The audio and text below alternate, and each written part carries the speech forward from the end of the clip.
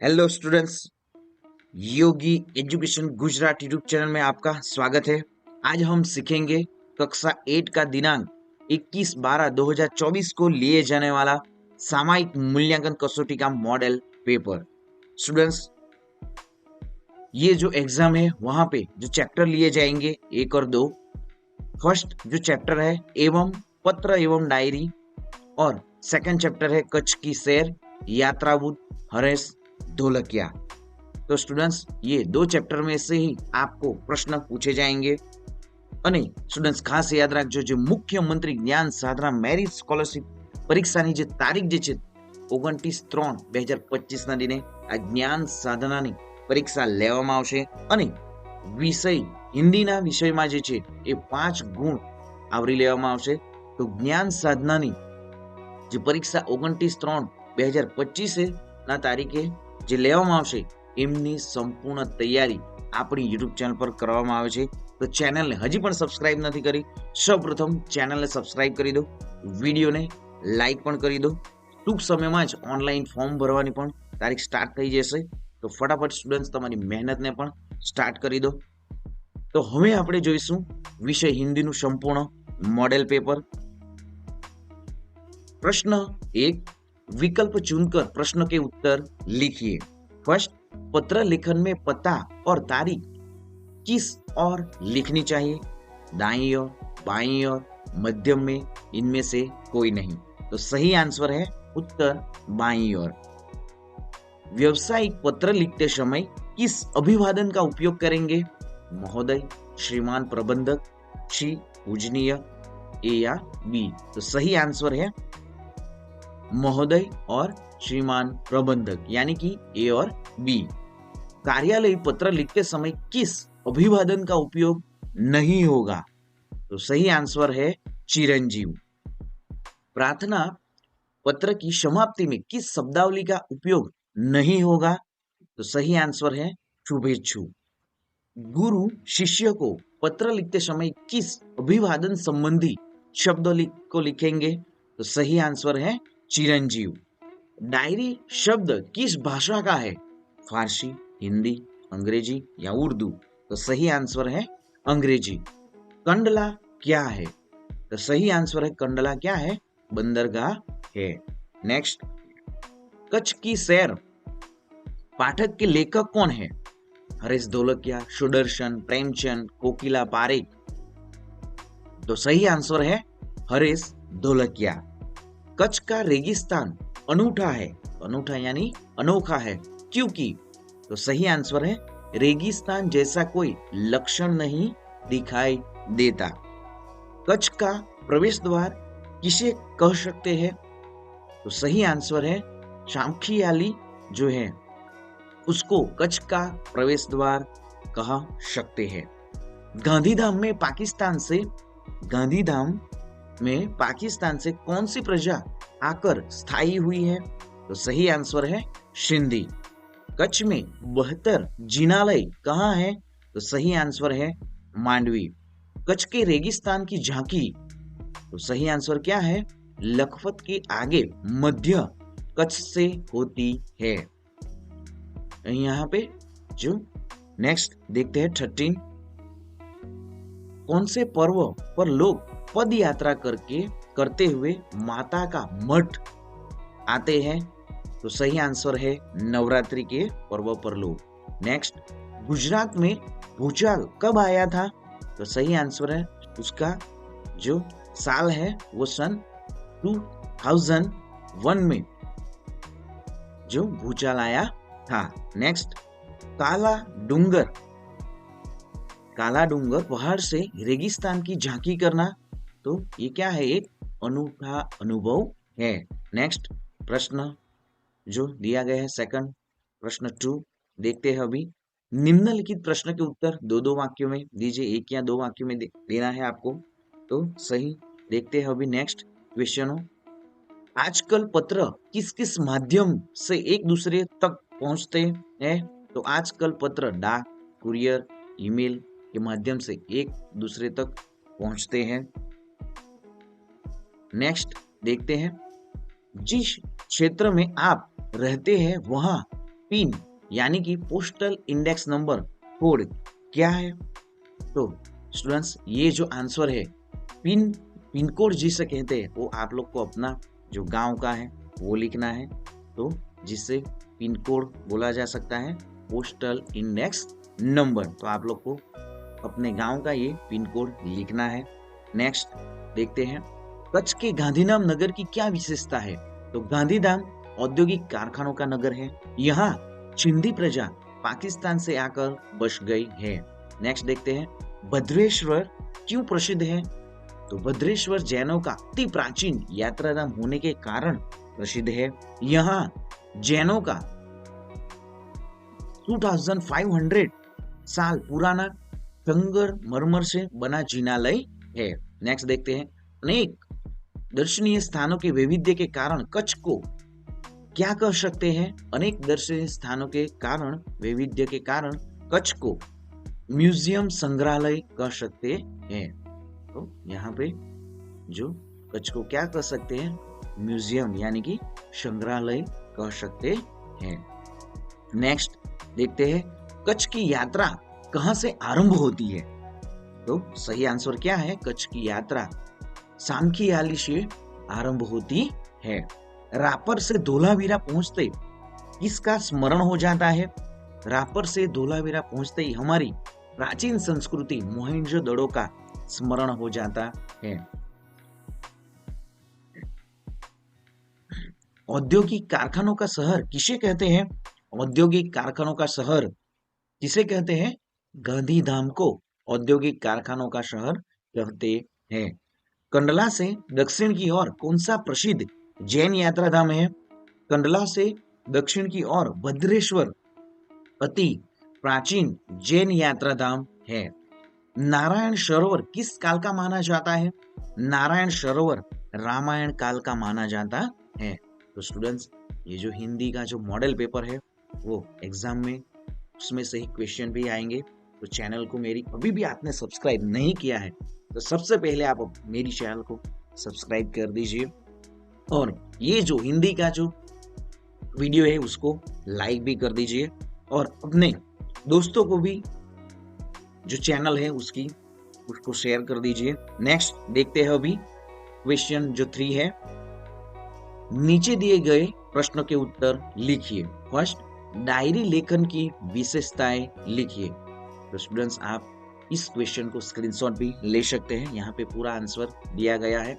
Next देखते हैं diary लेखन के लाभ लिखिए। तो ये भी आंसर दिया गया है। नेक्स्ट पत्र लेखन के लिए ध्यान देने योग्य महत्वपूर्ण बातें लिखिए। तो आप स्क्रीनशॉट लेके पूरा आंसर पढ़ सकते हैं।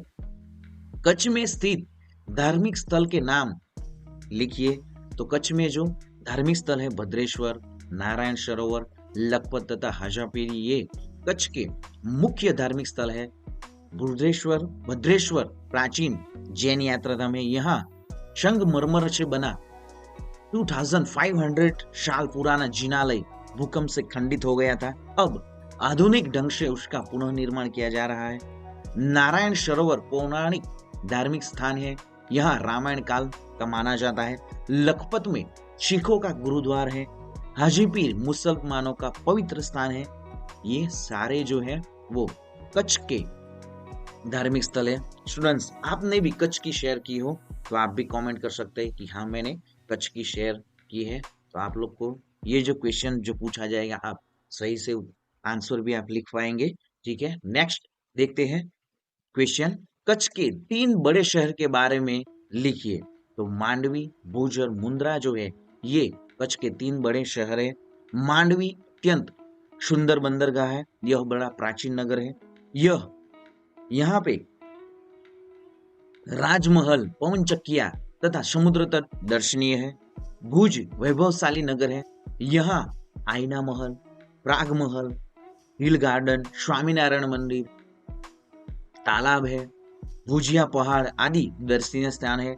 मुंद्रा के अनेक उद्योगों का विकास भी हुआ है। यहाँ कई प्राचीन इमारतें हैं। नेक्स्ट देखते हैं क्वेश्चन 4 परिच्छेद का हिंदी अनुवाद कीजिए। तो यहाँ पे जो परिच्छेद दिया गया है तो आप देख सकते हैं। मैं यहाँ पे गुजराती में सबसे पहले जो સેન્ટેન્સ दिया गया है कि હિરણ નદીના પશ્ચિમે બાજુએ સૂરજદાદા વિદાય લઈ રહ્યા છે. સંધ્યા ટાણે પંખીઓના ટોળા પોતાના માળા ભણી ઉડી રહ્યા છે.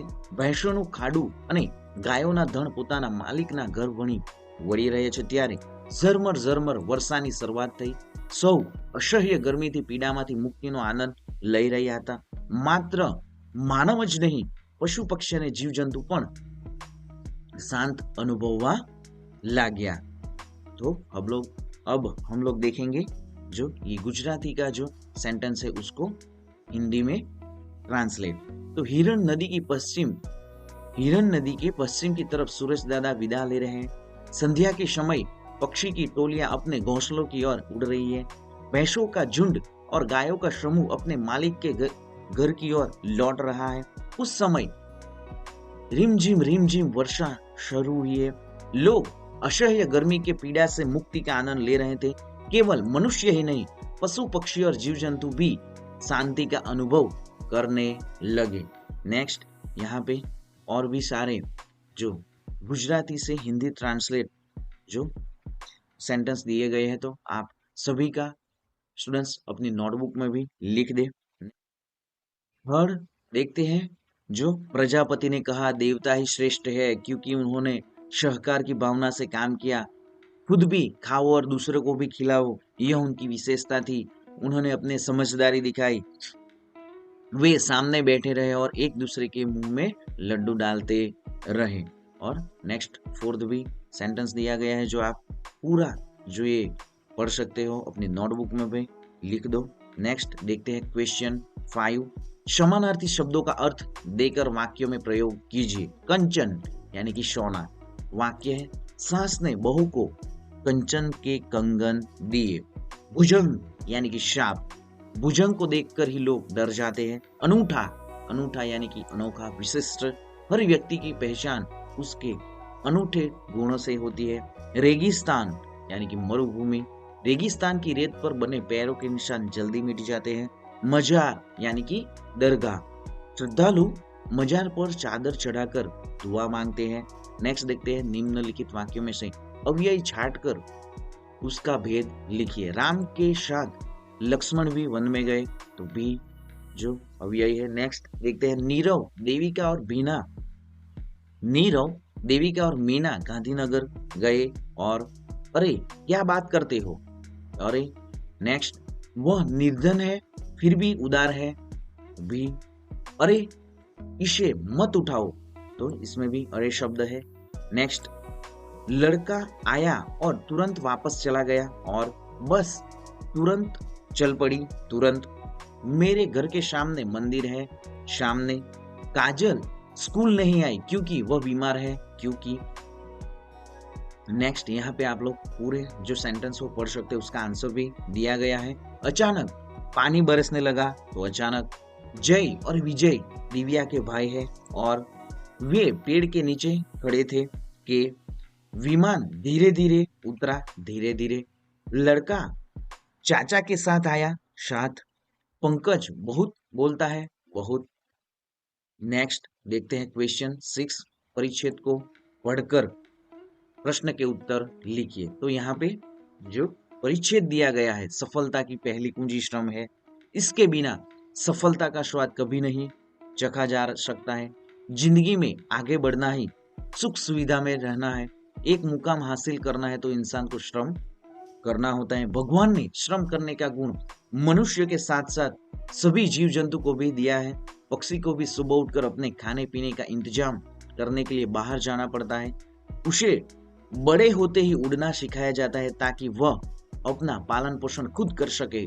दुनिया में हर जीव जंतु को अपना पेट भरने के लिए खुद मेहनत करनी पड़ती है. इस तरह मनुष्य को भी बचपन से ही बड़े होते ही श्रम सिखाया जाता है, चाहे वह पढ़ाई के लिए या पैसा कमाने के लिए, नाम कमाने के लिए. मेहनत के बिना तो रद्दी भी हाथ नहीं आती. तो स्टूडेंट्स, ये परिच्छेद से हम लोग को भी यह सीख लेनी चाहिए कि हम लोग को भी जो पढ़ना जरूरी है. आप भी स्टैंडर्ड 8 में पढ़ रहे हो तो जो आप लोग को भी ज्यादा से ज्यादा पढ़ाई करनी चाहिए और अच्छे मार्क्स भी पढ़ाई से ही आते हैं। तो देखते हैं यहाँ पे जो परिच्छेद दिया गया है उसमें सारे क्वेश्चन। इंसान सफलता कैसे प्राप्त कर सकता है? तो इंसान सफलता प्राप्त करने के लिए श्रम करना होता है। बिना मेहनत के सफलता का स्वाद कभी भी नहीं चखा जा सकता है। तो स्टूडेंट्स, आप लोग को भी ज्ञान साधना, NSSS ऐसी स्कॉलरशिप एग्जाम को पास करने के लिए, उसमें मेरिट में आने के लिए आप लोग को ज्यादा से ज्यादा पढ़ाई करनी चाहिए। देखते हैं नेक्स्ट क्वेश्चन। पक्षियों को उड़ना क्यों सिखाया जाता है? तो पक्षियों को उड़ना सिखाया जाता है ताकि वे अपना पालन पोषण खुद कर सके, खाने पीने के लिए बाहर जा सके। तो बच्चों, आप लोग को भी अपने जो पेरेंट्स है वो इसके लिए पढ़ाते हैं कि आप लोग भी बाद में पढ़ाई लिख कर सही से आप अपना स्थान प्राप्त कर सको, आप डॉक्टर, इंजीनियर, पायलट ये बन सको। इसके लिए आपको भी पढ़ाया जाता है, टीचर बन सके इसके लिए भी आपको पढ़ाया जाता है। तो आप लोग को बच्चों सही से और ध्यान से पढ़ना चाहिए। नेक्स्ट, मनुष्य श्रम से क्या क्या प्राप्त कर सकता है? मनुष्य श्रम से बहुत सारी चीजें प्राप्त कर सकता है, जैसे कि सफलता, सुख सुविधा और एक मुकाम हासिल कर सकता है। रद्दी भी हाथ न आना मुहावरे का अर्थ क्या होगा? रद्दी भी हाथ न आना मुहावरे का अर्थ है कि बिना मेहनत के कोई भी चीज सही तरीके से नहीं हो सकती। परिच्छेद के लिए उचित शीर्षक दीजिए।